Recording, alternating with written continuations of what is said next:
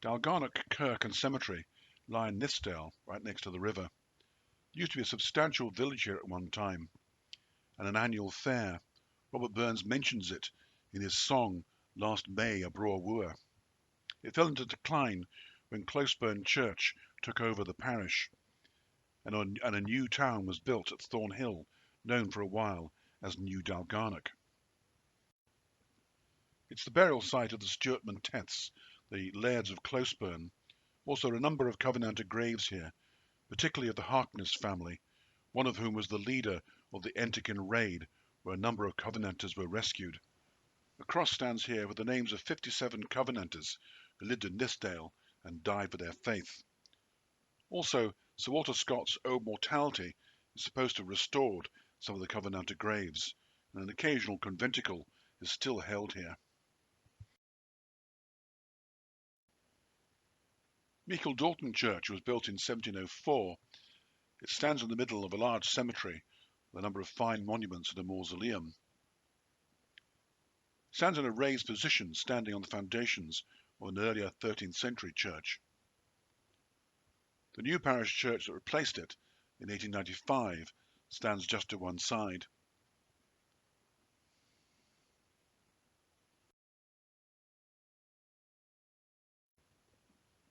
It's a typical example of a Presbyterian church with very few embellishments and simply a rectangular structure. After it went out of use, it became a burial site, and there are a number of gravestones inside.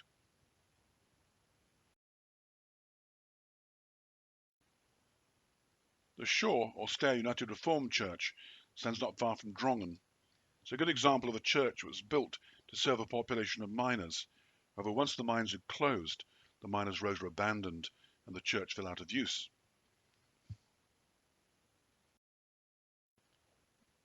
A rather plain building, it does, however, have a very fine rustic timber porch.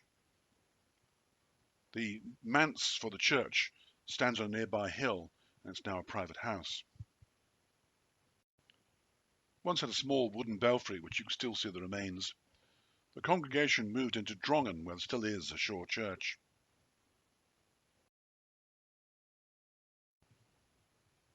The old Dunscore parish kirk is first mentioned in 1412.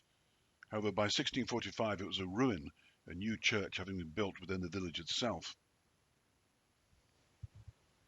It lies in a remote location and was very hard to find. It was overlooked in World War II, and very unusually retains the cast iron railings and so on that were usually taken for the war effort.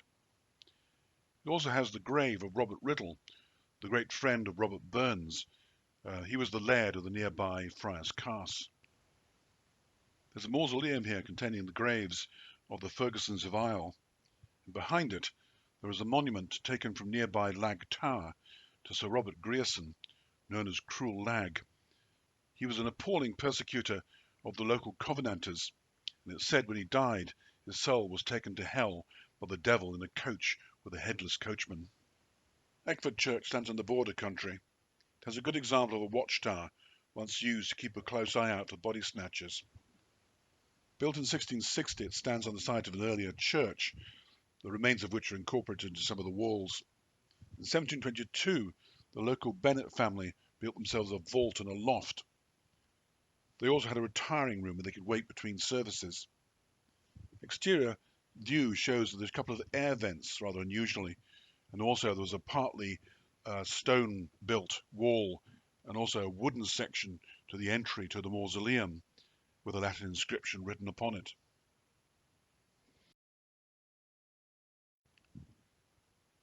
Edram Church also stands in the border country.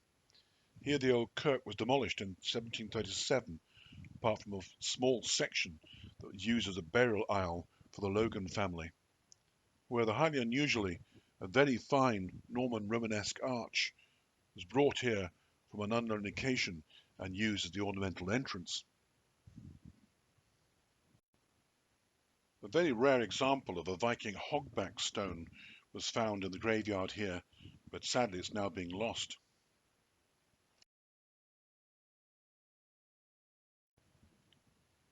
The ruins of St Bride's Kirk lie in Nithsdale at Enterkin Foot.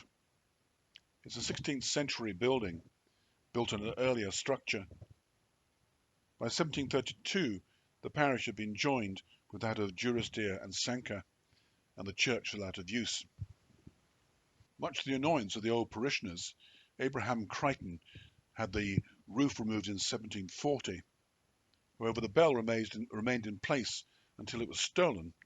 Amazingly, a member of the old congregation heard it ringing in Glasgow and had it returned. Sadly, it's now vanished again. Abraham Crichton was buried here, and his ghost proved very troublesome, upsetting milkmaids walking past and so on. A minister had to be brought down to deal with him, and his grave was bound with chains with a large boulder placed on top.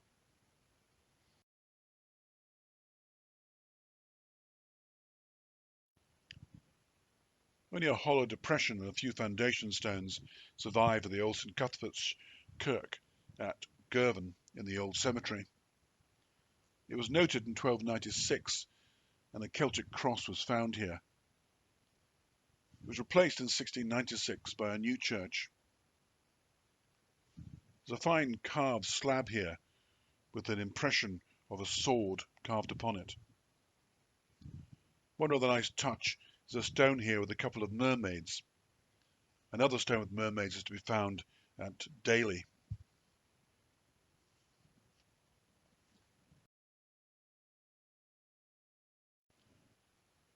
Another St Cuthbert stands at Kirklands, not far from Moniaid in the Cairn Valley. This dates from the 12th to 13th century. What remains are two ivy-covered gable ends.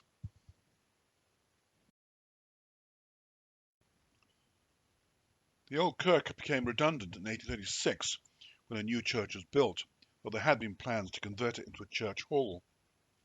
The old kirk was used by Annie Laurie. She figures in one of Robert Burns' songs, and she married a Ferguson of Craigdarroch, whose memorial stands at the back of one of the gable ends of the old kirk.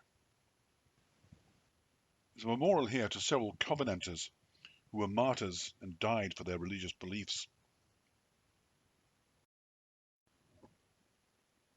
The ruins of the Castle Semple Collegiate College stand near Lochwinnick. It was founded in 1504 by John, Lord Semple. However, he was killed at Culloden, and the church was slightly extended to house his ornate tomb.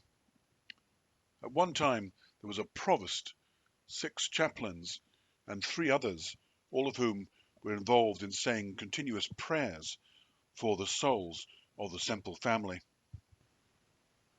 After it fell out of use, it was divided into 3 sections, the use as burial places by local aristocratic families. Following the consolidation of the structure, most of these divisions were removed.